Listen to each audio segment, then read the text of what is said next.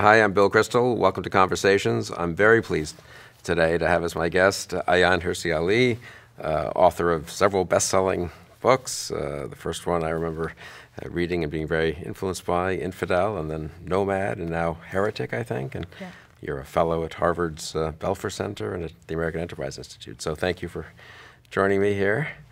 And Thank you for having me. No, it's great to see you, Bill. It's good to see you, and I'm looking forward to this conversation. Maybe we can begin with, we're speaking a week after the attack in San Bernardino in early December, and one of the two attackers was a Muslim woman. And I don't take this in the wrong way, but I thought of you because one of the most interesting parts of your book is that how you were radicalized, I guess that's the way we now say it, as a younger woman, really, as a teenager, and became for a while a pretty pious and I guess, as I say, we would say radicalized almost Muslim. And so everyone knows, I think people know about your subsequent life and very courageous and distinguished career, but it might be worth, in light of what has just happened, how does it happen? I mean, what happened to you, and what conclusions did you draw from your own experience? Well, I think there are two things that I'd like to talk about in depth on that. One is we should not be politically correct about the fact that there is something within Islam, an ideology that is appealing, that's familiar, and that people who are born into Islam, not everyone, but a lot of us feel attracted to. And initially it's peaceful, and initially it's a good thing. And the second thing is to talk about my experience. And I'll say this, and I've said it before, the most relevant part of my biography at all is this knowing how easily as an individual you can really be taken in with what I now call a totalitarian ideology that's embedded in the religion of my parents. So I was 15 or 16 years old. I was in secondary school, and I think you call that high school here. Yes. And and this is in Nairobi, Kenya. So you come from... Yeah, I went to Muslim Girls Secondary School. Right. And in that school, like many other schools, we had what we call the Islamic Religious Education Hour, IRE. And in previous classes, the class was taught pretty much the way one would teach a history class. You got to know, Muhammad founded the religion this year, and then a few years later this happened, and a few years later that happened, all the way to the present. But then this woman comes into our class. She asked us to call her Sister Aziza, which is very different from what we called the other teachers, which was always Mr. or Mrs. So instead of calling her Miss Aziza because she wasn't married, she asked us to call her Sister Aziza. And she gathered us, those of us who volunteered to go take the IRE class, and said, how many of you here are Muslims? Which is, of course, a very interesting question when we looked around and thought, it is the IRE class. It's the Islamic Religious Education class. We're all Muslim. And she took us in a very gentle, and I would say in a very charismatic way, appealed to our intellect, which is different from how I was used to learning religion at that point. On Saturdays and Sundays, my mother sent us to Quran school. And the Quran was drummed into us, literally, and we had to recite it as loudly as possible and copy it from the Quran and onto something, and then we had to be beaten if we didn't do what the teacher told us, and if we didn't just recite what we had learned by rote, or what we had. Your family was religious? My family was religious, but I think you yourself at that point were... I was just probably just going along. Going along, yeah. Going along. We didn't really think that much about religion because I come from a family and a context where at that point everybody around me was Muslim. And so you don't ask yourselves, am I a Muslim or am I not a Muslim? And that's just how religion is taught at that point. Except, and here is this new development, this female teacher says, are you a Muslim? We say we are. And she starts to take us and she makes us aware of the fact that even though we identify ourselves as Muslim, we were in fact not doing very much about it, and that we were indistinguishable from the non-Muslim students in school. We didn't cover our hair. She asked, when was the last time you prayed? I didn't remember the last time I prayed. Do you associate with the other, do you have Christians as your friends? We didn't have Jews in my school. They were Christians. And we would say yes. So all of these, she made us aware of the fact that the answers to all of these questions were wrong. And so then we started becoming more pious, trying to observe as much as possible our Islamic obligations, try to pray 5 times a day, all 5 of them. Now, in a modern context and as a teenager, that's extremely difficult. During the month of Ramadan, try to fast all 30 days, but when you're menstruating, there are 5 days you're not allowed to, but then you have to repay those. And then all the rest of it, distance yourself from the unbelievers.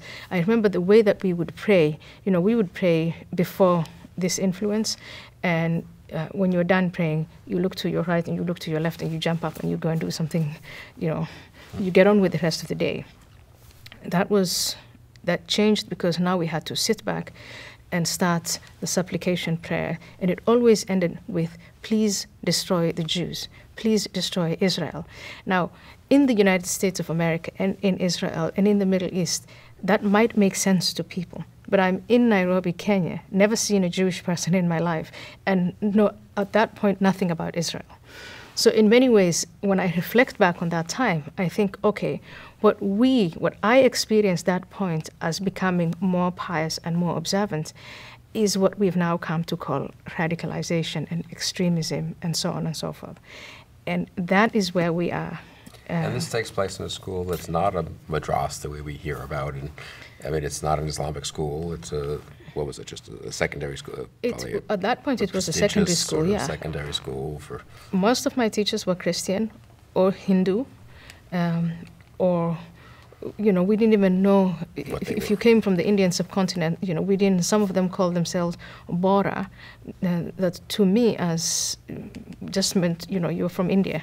Religion was there. People were religious, but it wasn't your only identity. Right. So at that point, when I'm 16 years old and I'm going to that school, I am a Somali. When I'm among Somalis, I'm of the sub-clan Darod. When Somalis are together, they don't refer to each other as Somalis. It's the clan identity that is uppermost. And then there were students from Yemen, from Pakistan, Kenyan students, and you had all of these identities. Your religion wasn't the one identity. Right. And that is one thing that if we talk about the process of what we now call radicalization, that you see a process where individuals are putting on a religious identity. It's all about being a Muslim. You shed the rest of it, or you downplay the rest of it, and you try to make everybody else as pious as yourself. And this would be, I would say, looking back on San Bernardino, the telltale signs. It's some of these changes that the family, the friends, the close circle of relatives should have observed. And here is probably where it gets a little difficult. If indeed they did, how much of it did they agree with? And that makes it very, very difficult to address Islamic extremism and combat it. But we have to anyway. And just so psychologically, now that how long did this stage go, first of all? Well, so there are two levels. It's on a personal level, my own, how I changed personally, and how my neighborhood and my school and the area around me changed. So if I look back to Nairobi and perhaps even Somalia, because we were embedded within the Somali expatriate community in Kenya, there was, again, like I said, people were religious, but just to describe a street scene, men and women mixed. And, we went to weddings where men and women mixed. It was a traditional dress, but for women it was very colorful. Women wore perfume. They wore jewelry. They tried to look as attractive as possible. And in fact, that was something that one had to be proud of. As a woman, you go out and you try to be as attractive as possible. And if I now look to those same neighborhoods and same streets, I see that change. And I think I was there at the early stages where now all the women are covered. They try to look as unattractive as possible. There is this attempt at separating men from women. And so this, on a personal level, I did it because, my teacher was telling me, and she wasn't the only one. Again, then even the weekend Quran classes changed. They were taken over by what we now call extremists, but we thought of them as pious and pure Muslims. And the message I was getting personally was, you cannot carry on behaving the way you're behaving and remain a Muslim. So then I started to cover, and so I, changed along with the street and with the neighborhood. Interestingly, do not ask questions. So as a teenager, you're at that, phase in your life when you start to ask questions of, why am I here? What is the point of this life? What's the difference between right and wrong? And the answers we were getting from these super pious, let me call it new Islam. It's not a new Islam, it was our Islam, but becoming, aware of what our religion says is the answers are in the Quran, and they're in and the Prophet Muhammad has laid it all out there. So instead of asking why and when and why did Muhammad say that and why does God want this, I was concerned about, obviously, suddenly how I didn't have equal rights with my brother or the men around me. But the rights as a woman that we had became even less and less and less. We had to submit more than they did. We were the ones who were supposed to cover up and stay away from public, the public square. And so then you say, but why does Allah want that? And that wasn't only frowned upon, it was punished as being sinful. And, I was told, if I asked these questions by both of those teachers, that I had to be very careful not to allow the shaitan or Satan into my thoughts. So critical thinking is one thing that I think, and it's the first step, but it's one thing that these guys fear. It's the one thing that they fear the most, and it's the one thing that we haven't applied to them, unfortunately. And how long did you become pious, if that's the right word? Or pious and observant. I became, instead of being a passive Muslim, I became an active observant, or actively observant Muslim. This lasted until I went to the Netherlands. And I do remember in the late 1980s, 1989, 1990, kind of having problems with, my worldview became narrower and narrower and narrower. And it was constant worship, constant references to the Prophet Muhammad, and constant references to the Quran. It was as if you couldn't go from here to there without first consulting a holy book that was written in the 7th century. And I think what happened to me is I went through a process of cognitive dissonance, where I was having question marks pop up in my head about the rightfulness of this change, but I didn't dare ask those questions. And for me, and this is again on reflection, and I'm now about 19 or 20 years old, I'm terrified of hellfire. And it is the use of the tool hellfire that makes it incredibly difficult, if you're a Muslim, to come out of this and say, I don't buy into this, or even just start the conversation about questions. When I left Kenya and went to the Netherlands, and I was in the Netherlands, and my first port of arrival into Europe, into the West, was in Germany. And the physical environment was so radically different from what I was used to.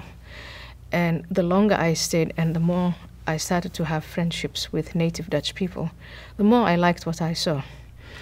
And the more I liked what I saw, the more I wanted to understand where all this came from. I come to the Netherlands, I'm from Somalia, and I'm not the only one. There are all these people coming from all over the world asking for asylum. And, you know, we were treated in the most humane way. Again, I remember the scene of when I first asked for asylum in the Netherlands. I'm asked to sit down by an agent behind a locket. And then a man in uniform comes toward me, and I think this is the end of it. He's going to arrest me, because that's exactly how life was in Kenya and in Ethiopia. And, you know, you feared people in uniform. You feared the state. And this guy comes to me and asks me whether I'd like a cup of coffee or a cup of tea. And it's this kind of thing that we take it for granted now. And I'll never take it for granted, but a lot of people take it for granted.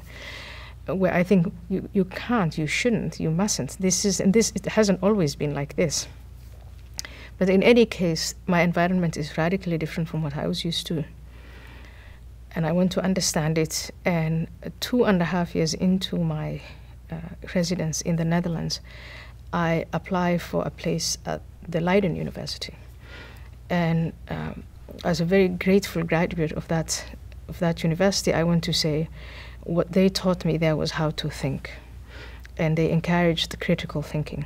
I wasn't taught much about Islam. I don't think I went there from 1995 to 2000. And I did a master's in political science. Very little, if anything, came about Islam. It didn't really come up that much. Right. And so 9/11 it took everyone by surprise. But looking back, what I do remember is, you know, my professor's insistence on not only having us exposed to all of these ideas and this history of politics and power, and, you know, introduction to sociology, to history, introduction to, and this, in this case, European history is what they sort of shortened it to. But you're exposed to all of these ideas and theories. But the insistence of my professors that this was not a science, but a theory. Everything is a hypothesis. And we had to not only read the original works of the people who came up with the theories, but their critics as well. And then we were sent off to think critically of the critics and maybe come up with an original idea that is an improvement on what was already in place. And it is this constant exercise in critical thinking that I think ultimately, and I graduated just before 9/11. I graduated in September of 2000. I think it is those 5 years that helped me when 9/11 happened. And at the time I was a believing Muslim, not a practicing Muslim, but a believing Muslim. When I was confronted with the atrocity of the attacks in New York and Washington, D.C., I couldn't say to myself, this has nothing to do with my religion. And I think it was those 5 years in Leiden that got me to that place where I could have an honest conversation with myself first about my faith and about my morality and about my background and what I shared with those 19 men. And that, in fact, if I had continued on the path that Sister Aziza had put me on, I might have been one of them, if not in that sensational way that they did. You know, hijacking airlines isn't what I'm talking about, but something like what the woman in San Bernardino, Tashfin Malik, did. I would have been a willing executioner of jihad if I had stayed on the path that Sister Aziza had put me on. No, and that's what's chilling about this in a way is one wonders, well, what about the people you came to the Netherlands for?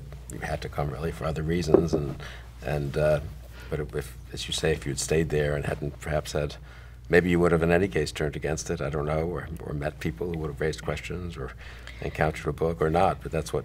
But there are all these hundreds of millions of people who aren't going to come to study at Leiden University, and how does one get them out of the charismatic appeal, and also a little more, and say a little more about the appeal, because I think that's something we in the West underestimate, where most Westerners are pretty secular. Some of them are personally religious, but not, but you know, used to living in a secular world, let's put it that way. And very hard, I think, to understand how, it just seems like a sickness almost if you get seduced into this, but I think that misses the depth of the appeal somehow, and it's often, in fact, some of the most impressive people who can get attracted to this. Attracted to it, yeah, and also very, very smart people. Yeah. Yeah. So I think first it starts with familiarity. It is the people we've now come to call Islamic extremists do not bring anything new. They build on what you already have. If my parents taught me that everything in the Quran is true, that it's the true word of God, that we should try and, as much as possible, do what the Prophet Muhammad told us to do. And that's how they start the conversation. I'm not bringing anything new. I'm not asking you to worship me. I'm just asking you to worship Allah. And how do I know that? It's in the Quran. So they start with what you already know. It's empowering, because once you go down this path of I'm only going to consult scripture, you get these black and white answers to very complex questions. And it may be complex questions of identity, or complex questions of power. What can I do about it? There's a lot of talk about injustice, and there's a lot of insistence on injustice. And so if you want to make a world that's unjust, you want to achieve justice, what do you do about it? So you get very clear instructions on what you should do and what you may not do. There is the halal and the haram. If you want to be a good person, and I think most human beings want to be good people, you get this manual of this is what is forbidden. And I want to give you just a list of what's forbidden. It's forbidden for men and women to mix because it's sinful. Therefore, for instance, all recreational activities that we in the West take for granted are forbidden. Going to the cinema, going out to dance, going to cafes and restaurants, going to a soccer match together, or any other kind of sports engagement where men and women would mix. All of this is portrayed as extremely sinful. And because you do not want to sin, you may not, waste time, your time. Instead of worshiping God and singing his praises, you're now you're using that time to commit a sin.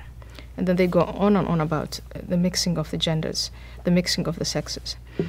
So when something like Paris happened, the November 13 attacks in Paris, and the places that they attacked, those are really consistent with what is drummed into the ears of a lot of Muslims who may not act on it, but we're told it's sinful. What's halal? What's allowed for you to do? Then you get a list of things that you may engage in. And then there's a gray area. And there is, I'm not telling you, libraries full of jurisprudence on discussions about that gray area. So in the 21st century, talking about this, you would say this is just neurosis taken to an extreme.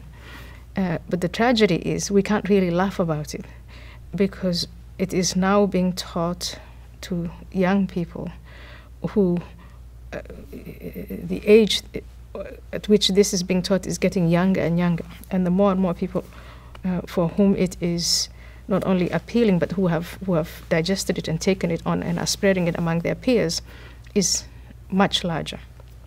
So the appeal is, it's familiar, it is your religion, it is, and it's exciting, it's empowering, it's thrilling. If you're a young man and you live here or you live in Europe, and you have to get a job, and you have to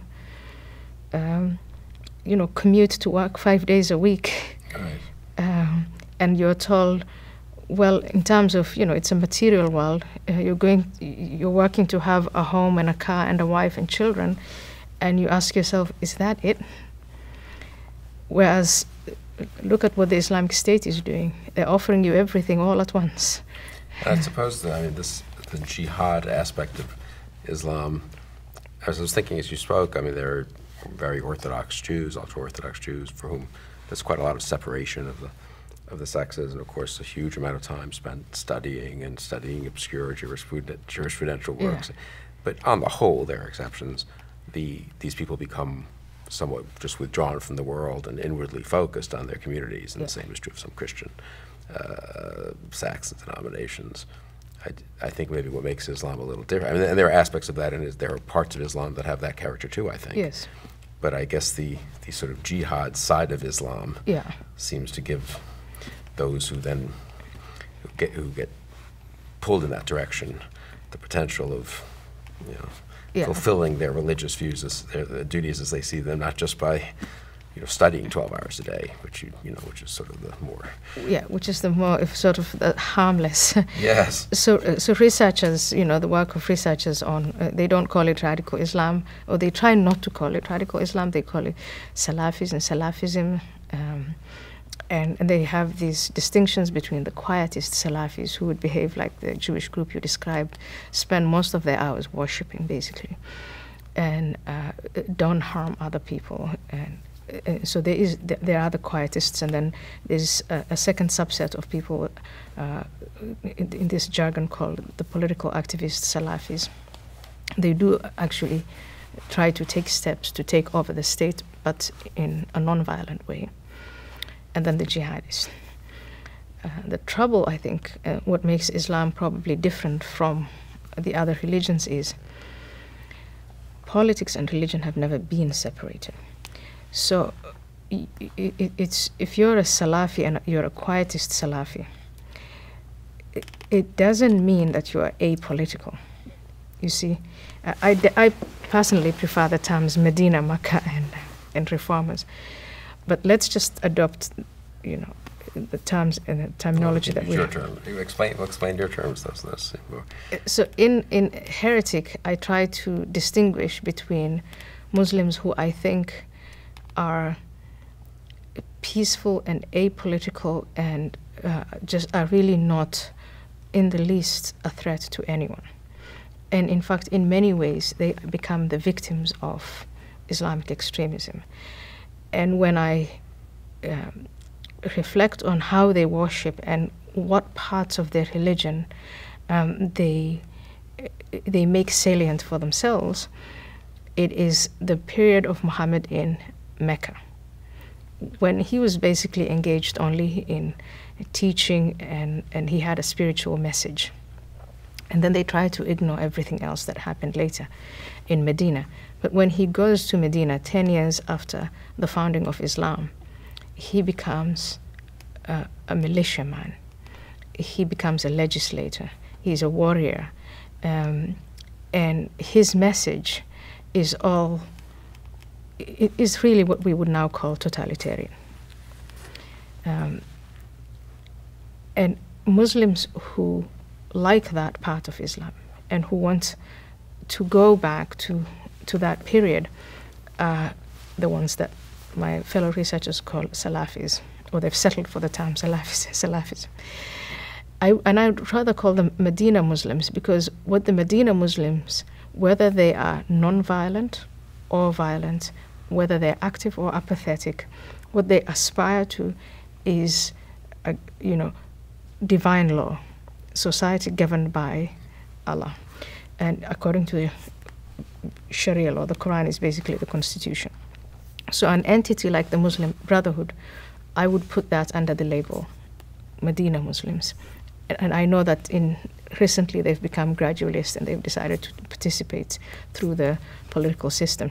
But the violent jihadis are also Medina Muslims. So the Islamic State is also part. Their end game is the same. The objective is the same. They disagree on the means to get to that objective.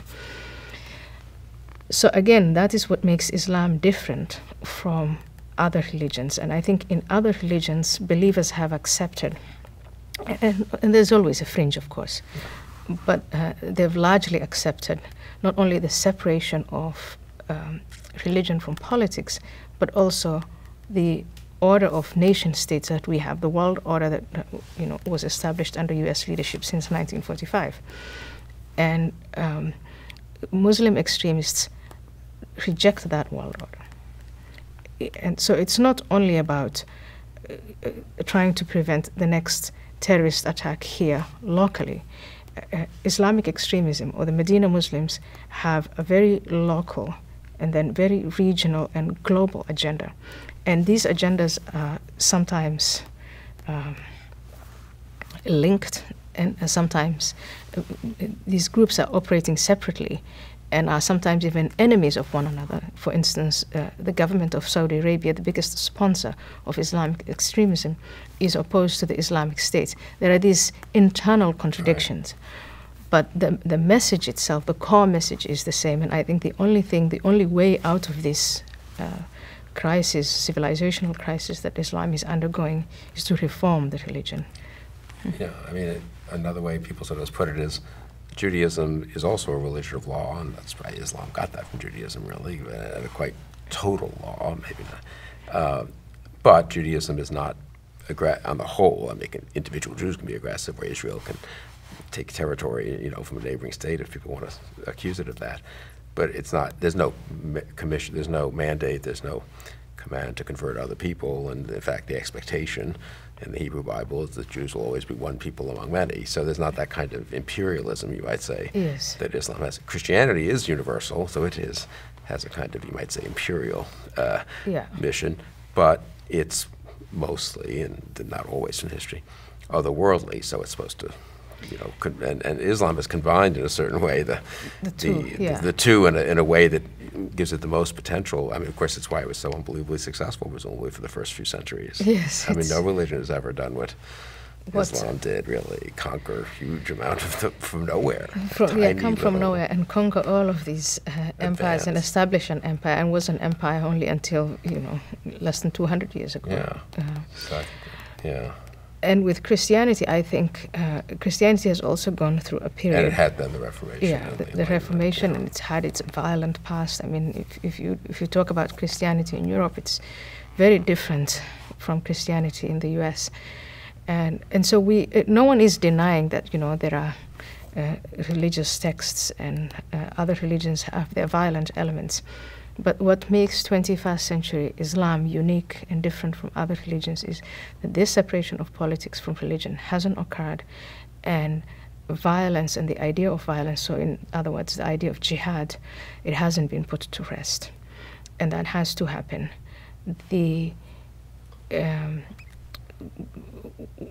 What also Medina Muslims, what they do is they advertise and they instruct their children and they indoctrinate young people with an idea that makes life after death, life after death more attractive. And so they turn Islam into a cult of death. Even when they are not violent. So if you keep teaching your children, there's no need for recreation here. There's no need to have pleasure here. Just spend as many hours as possible trying to get as many points as you can, so you'll be rewarded when you die. And after the day of judgment, you inadvertently create a cult of death. Medina Muslims have also cultivated, and it's a very basic concept within Islam. It's called commanding right and forbidding wrong. And maybe you could call that jihad light. But one of the reasons why, again, if we look at the San Bernardino case and the cases in Paris, all of these jihadist terrorist attacks that are unfolding that we're seeing, there's this long process. How come we haven't seen it? How come we couldn't stop it? Well, if your friend and your neighbor and your loved one is commanding right and forbidding wrong, why would you report them to the police? You are the one who's, because everybody believes in this whole thing about being rewarded and punished for what you do and fail to do in life after death. So if you also care about your life after death, and you yourself are not violent, but turning your brother in, or turning someone who is actually doing something about that in to the authorities, is going to compromise your place in heaven. So it gets very, very complex. Yeah. Yeah. I want to ask you about Europe, about America, but just one more more psychological question almost. I mean, what about, so I think for Americans, understanding that a woman who grew up in Pakistan or Saudi Arabia and lived in that world, the way in which you could go be radicalized, let's just say, call it that, is sort of, one can understand that.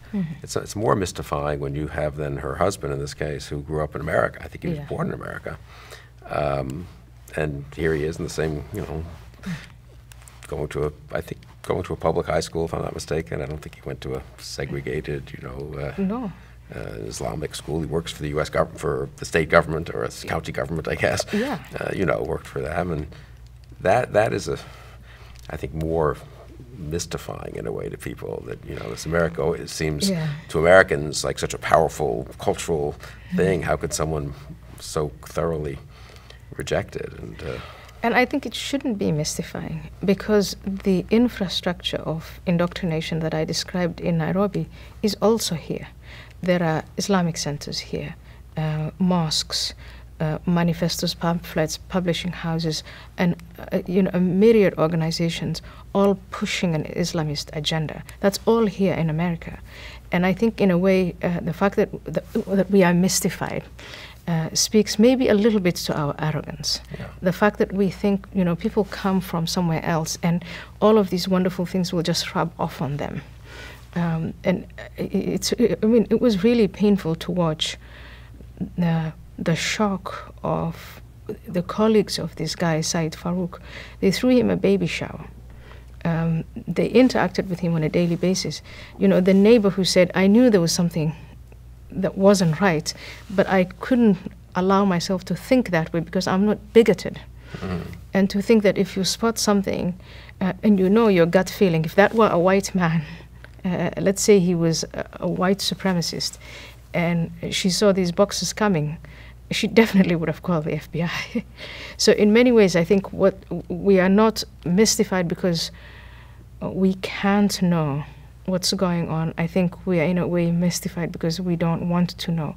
We've been conditioned to think that if we hold people of color and other religions and the religions of people of color to the same standards that we hold ourselves, that we're bigoted. But I also think, as you say, we're arrogant and optimistic in the sense that we assume that people came from so many different places and cultures to the United States, and from so many different backgrounds within the United States, and they mostly, of course, there were individual incidents and some bumps in the road, but people have all become, a melting pot, as we say, and and it's striking how, I guess that's the question. What you're saying there is that there's I don't know if would there be more of a melting pot if there weren't these institutions that were dragging people back, Dragging back. I think these institutions are taking advantage of the fact that there is this relativism and cultural relativism and the idea of multiculturalism, and that there is this political correctness. I don't think that the Islamist agents want that they've imposed political correctness on us. What they have found is a relativist, politically correct society that is an open society and a free society. And they have taken advantage. They're exploiting these advantages, but they haven't made us do it. And so it is, I think, our responsibility to undo that, And it's becoming very difficult. I'm now, seeing the same conversations here in the US that I was used to in Europe, where there's this notion of, multiculturalism and all groups are the same, and, all cultures are the same and all religions are equal. And in a way, you are punished by the mainstream if you challenge that. If you say, but cultures are not equal, it's almost like it's now become the liberal blasphemy to say cultures are not equal and religions are not equal, and that it's dangerous actually to think this, because then you become complacent and you forget that liberalism is a relatively new idea. And liberal societies are relatively new. And as Karl Popper put it, the open society has enemies and will forever have enemies, because there are people who just hate civilization. And that's not because they are Muslim or they are not Muslim. It has nothing to do with that. The totalitarian challenge of the day is Islamic totalitarianism. But I hope we defeat that. But once we defeat that, there's going to be some other totalitarianism. So the open society is going to be challenged. And the only way to maintain it and to preserve it is by having a polity that's educated and that doesn't entertain these nonsensical ideas, nonsensical endangers such as multiculturalism and all cultures and all religions are equal. That is not relativist. What can we do given where we are now? What American policies are sensible? What are foolish? What attitudes need to be changed? I mean, what would you? Yeah, where do I start? The right? president called you up, which yeah. maybe the next president will call you up and ask. Hopefully, yeah. I think we should. Again, we're an open liberal society, and so we should call a spade a spade. If we don't diagnose problems properly, then we won't be able to develop policies that address them effectively. We're talking about Islam here. We're talking about a religion and a civilization with followers. There's one in every 5 people is a Muslim on the planet. It has a religious dimension and it has a political dimension, and it also has other dimensions. We have problems with the political dimension of Islam, the mixing of politics and religion. And even when you accept that and you can speak openly about it, we understand, that there is the development of this political Islam into an ideology. There are the agents who organize themselves to push that agenda, and there are resources. And we know that these resources come from private persons, but they also come from nation states, like Saudi Arabia explicitly, Kuwait, Qatar. And so on a foreign policy level, again, don't just focus on violent extremism, because that's when things get out of hand. But if you take this whole process where you say, okay, let's start with the non-violent ideas and who's pushing the ideas and the resources, you are going to have all of these elements in your foreign and domestic policy. And that way you don't only rely on surveillance and military means. We as a country can choose who we let into the United States and who we don't. And I think we would have to make it conditional for people that we allow in, that they explicitly reject that political dimension of Islam. We have to spell out what it is that they need to reject and what it is that they need to accept. In order to do that, and I don't know if that is something that a politician can do, because we are in, this idea of relativism and political correctness, that is something that it is everywhere. It's on campuses. It is in the media, in the mainstream media, and of course it is in politics. So that is, this self-censorship that we've imposed on ourselves. That's something that we have to address, to deal with. I believe that America is exceptional, that America should lead the world, and if we don't have American leadership, the world is going to become an ever more dangerous place. And so we should be proud of articulating exactly what it is that makes the idea of America so exceptional and superior to the idea of political Islam and other bad ideas in history. Again, to do that, we have to shed this political correctness that we have, and also not have these conversations about if you start talking seriously about some of the threats we face, you're called extreme right wing. We just engage in this name calling, and it's a form of intellectual poverty, again self-imposed.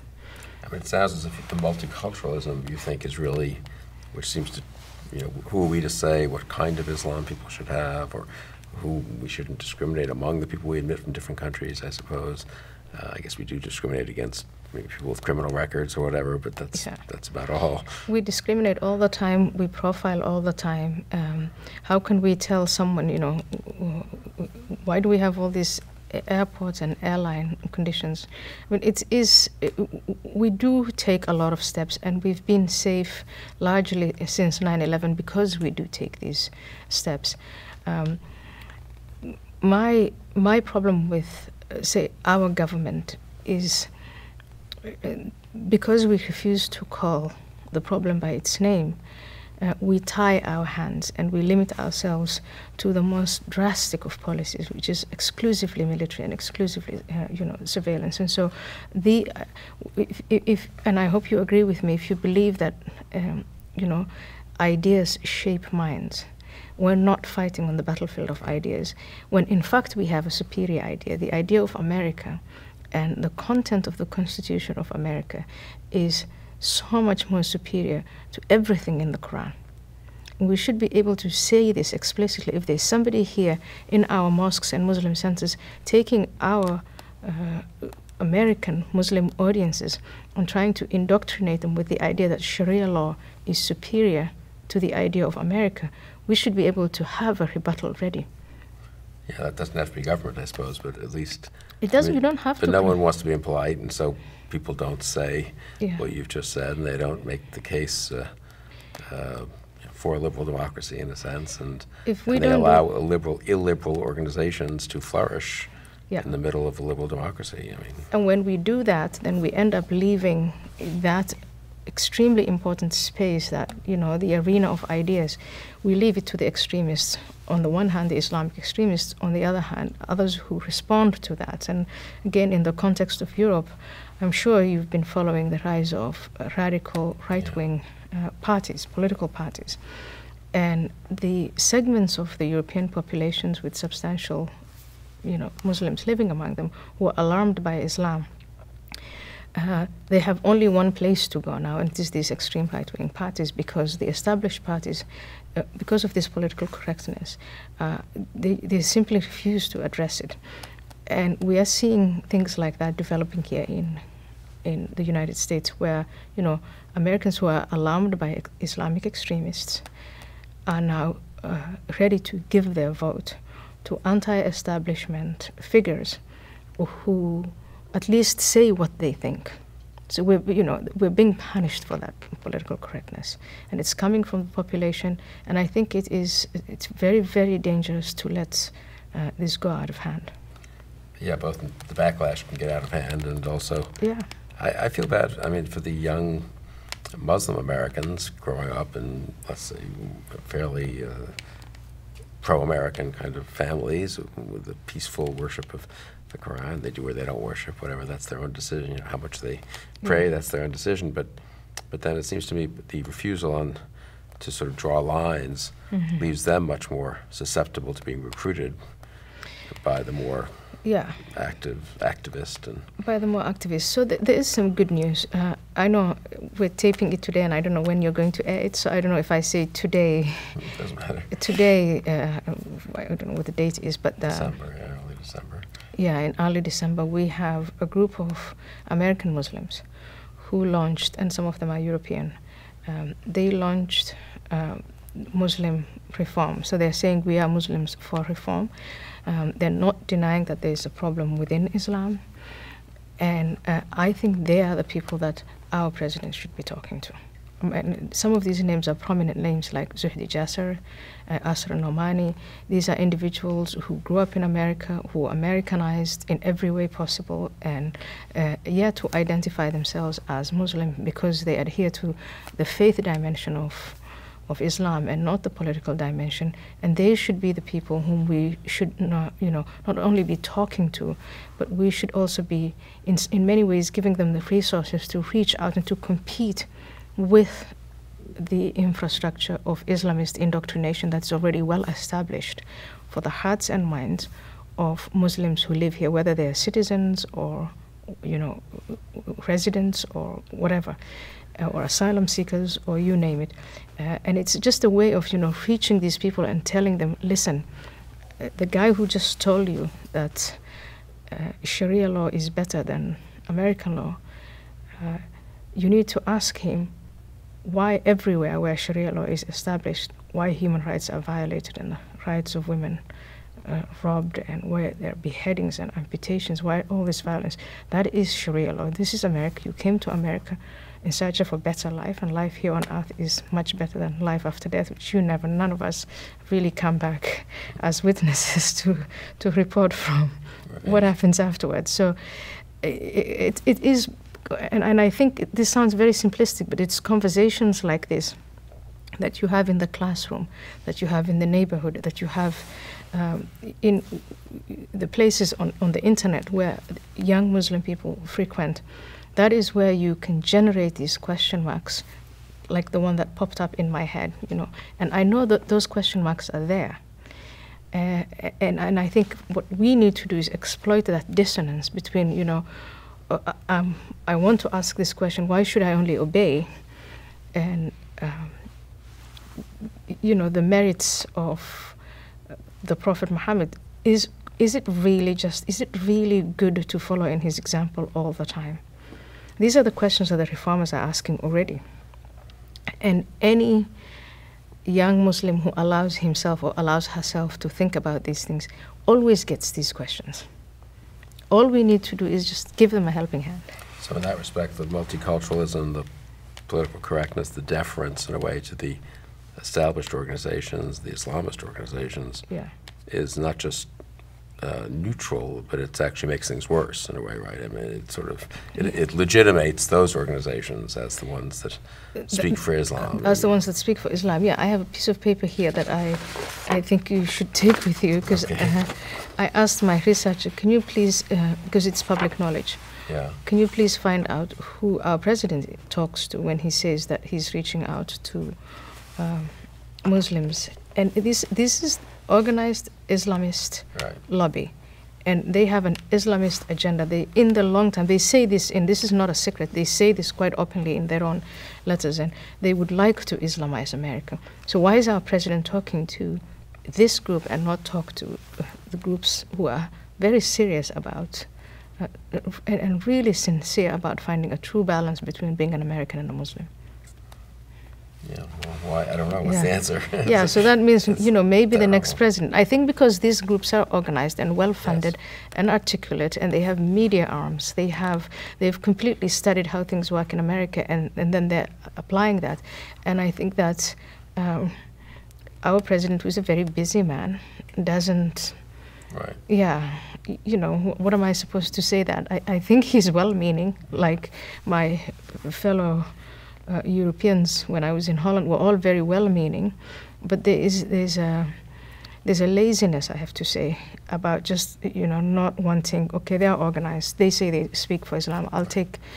Don't you think a little bit as we can buy them? You know, if they feel that they're and they can included, they'll, you know, they'll moderate maybe, or they won't be as much violence. And then also to say they'll also be able to mobilize people who will vote.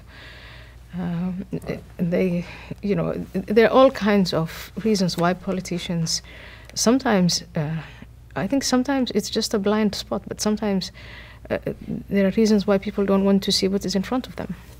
How about the fact, you know, Bin Laden famously said, in the Middle East at least, you know, the people follow the strong horse, not the weak horse. And I do think when Europe lets you be driven out of Europe, and when we allow ourselves as a country, this is very different, recede before threats in the Middle East and elsewhere, and ISIS looks like it's winning. Yeah, that must have an effect here at home too. I mean, I think the whole thing does reinforce that this is the wave of the future, that the West is weak, you know, and so forth. Yeah, the Islamist agenda, the books and pamphlets and manifestos and websites that I have read in the United States constantly call the United States, in terms of its spirituality, void and decadent and corrupt. And the answer is, and why have they become like this? Because they've rejected Tawheed, the oneness of Allah. They are not submitting to the real God who gives us strength. And then you have groups like ISIS emerging. And young people think, well, that's it.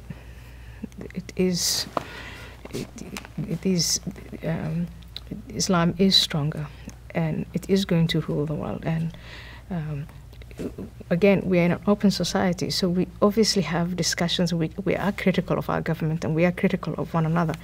And Islamists use that to say they're saying it themselves. Look at that. I mean, if Americans are saying we're racist, they must be racist. Right. If they're saying they're saying it themselves. And I don't think we can stop that, and we should stop it. I think, we should have the free flow of ideas. They shouldn't determine how we speak to one another. Right. But we should also try and learn as much as we can about them as they have learned about us. What are they saying about us? What are they saying about America? Why is that resonating? And what can we do to target the same audiences and tell them the truth about ourselves? You've lived in Europe and had both a wonderful experience there and then an awful experience, and now in America for a little over a decade, I suppose. Mm-hmm. I mean, I'm just curious what your thoughts about Europe and America, similar, contrast? Well, again, I think if we stay with this topic, the most striking difference is in Europe you have political parties, right-wing political parties, but if you want to achieve something, you establish a political party. And here you have the candidates, right. Individual candidates, so the system is different. I think in the United States we have we don't have only one, one mainstream media. We do have the mainstream media, but there's pushback from the Wall Street Journal, NRO, what Right. you guys do, Fox. So it's not a deadening, sort of deadening political correctness and that whole multiculturalism thing. And I call it just the social democratic burden. That's not here. I know that a lot of liberals here are very attracted to that and find European systems and European political correctness attractive, but it hasn't engulfed the whole nation. It hasn't brought us to the same paralysis, I think. No. Americans are also more optimistic. Americans are having kids. Yeah. And a lot of Europeans have decided to just let that go. Right. We have a very robust debate here about asylum seekers and refugees and Islam that the Europeans have been struggling to have for a long time. And sometimes there are these outbursts, and they do have them, but it's not really followed with policy. And I think probably the most important thing is Americans govern themselves, whereas a lot of Europeans have sort of ceded control to Brussels and Strasbourg. Yeah, the self-government, I think, side of it is very important. Yeah. But it's one reason, I think, to fight back against attempts to turn America into a European-style centralized. Absolutely, yeah. Absolutely. Now, the universities, you've dealt with them a lot in different ways. Yeah, yeah. How bad, do you worry that the universities are educating a younger generation of Americans to be more like the Europeans that you discussed and described? And is it working or not working? Not working, yeah. So when I'm on campuses, I'm surrounded by very young, very serious, brilliant students, hardworking, and not at all rioters. Sometimes you read about these students who are in constant riot mood, and you think, when do they study if they're rioting? It's only 3 years before you get your bachelor's, or your 4 years, and you know that the 4 years fly by. Right. But this whole thing about trigger warnings and, by the way, singling out minorities for what, in my view, is in itself racist and sexist and exclusivist. Why, as a black woman, as a black student, would it hurt me to read Mark Twain? Why do I need a trigger for that? Right. And it's this sort of nonsense, and I don't know if it's a fad and will pass, but it is definitely worrisome. Definitely worrisome. One difference between Europe and the U.S. Ivy League colleges are extremely expensive, and it's the parents who pay for that.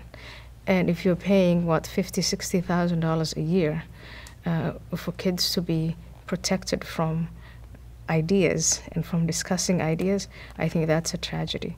I think it's a tragedy that all these presidents and faculty members are resigning Instead of, if I were president of any of these universities, whoever was out there protesting, I would say, I'll give you a suspension warning and then you will be expelled. Right. This is a place you come to study and learn and discuss and not riot. I saw the images in Dartmouth in the library. Those were really disturbing, where students walk through a library shouting obscenities and putting their middle finger in front of the faces of students. That is worrisome. I mean, that is not freedom of expression. Right. Yeah, because the university is an institution of learning, and bursting into a library behaving that way, those students should have been expelled. Yeah, no, it is startling what's been happening in the last few months and a year or so in the universities, and it does seem to, I don't know, it's beyond political correctness now. Now it really is a dislike of freedom of speech and freedom of thought, I think, don't you think? I mean, yeah, and I mean, am I becoming too American in the sense that I'm optimistic enough to say, well, the fact that all of that is now out in the open might lead to change, or should I really be more worried and more pessimistic? I'm not sure. I'm not sure. The universities are hard to change. I think normally in America, one can be optimistic. One reason why it pays to be optimistic is there are huge incentives and rewards for people to improve and to get things right. You know, so businesses are always self-correcting, creative destruction. And I think that's even true in policy.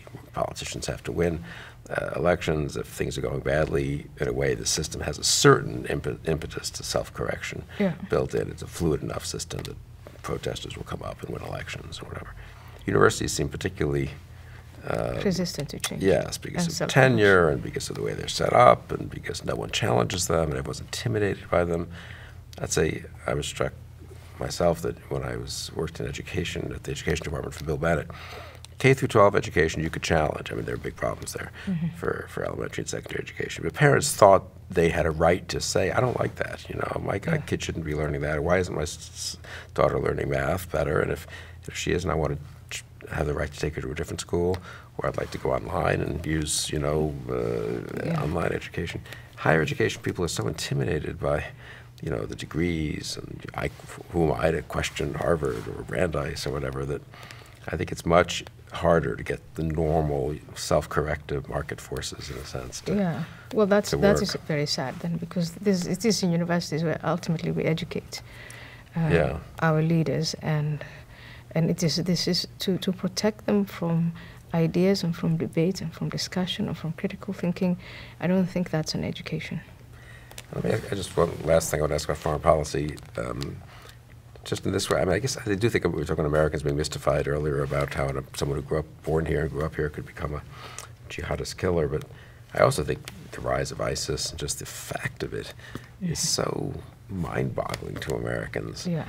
And they don't, it's sort of bewildering, a little paralyzing almost. What do we do? I mean, you can't just bomb them forever, and is this the wave of the future? I mean, no one thought 25 years ago, when it was supposed to be the end of history, that, that the 21st century would be a jihadist century or something. It's kind of, it seems crazy. This is modernity, enlightenment, prosperity. And I don't know, how strong, I guess I would say this is, how optimistic should be that if we had some strength from America and from other countries, a lot of this could go away pretty quickly, or how much is this a generational struggle, and how deeply embedded is it in the world of Islam? Of Islam, yeah. But I say, we cannot really win the war on Islamic terrorism if we don't understand Islamic totalitarianism. And remember, we've been confronted with totalitarianisms previously, communism, and before that, National Socialism. And both ideologies claimed millions and millions and millions of lives. And we saw a great deal of war and destruction before they were defeated. And what for me is frustrating, especially if I look back on the last 14 years since 9/11, is having had that past and knowing a totalitarian ideology when we see it and how it manifests itself, why are we in such denial about it? Because it is all about the sooner we recognize, the sooner we can really deal with it. So we cannot defeat Islamic terrorism until we address Islamic totalitarianism.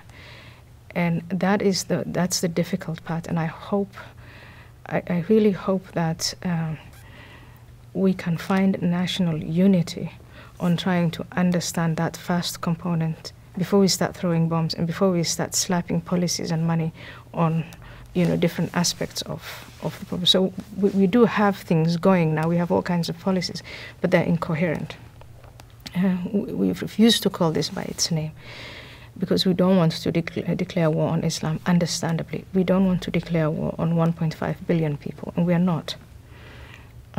But here is this totalitarian idea that doesn't have and doesn't make the same considerations. And it's preying first and foremost on Muslims. Yeah. And, we can't go back to and de-globalize the world. We are linked in many, many ways. And so I think ultimately the next leader, I really do not expect that President Obama is going to deal with Islamic totalitarianism. He's not going to call it by its name. He doesn't, even if he did, he doesn't have the time to change policies as radically as policies need to be changed now. But the next president and Congress and the American people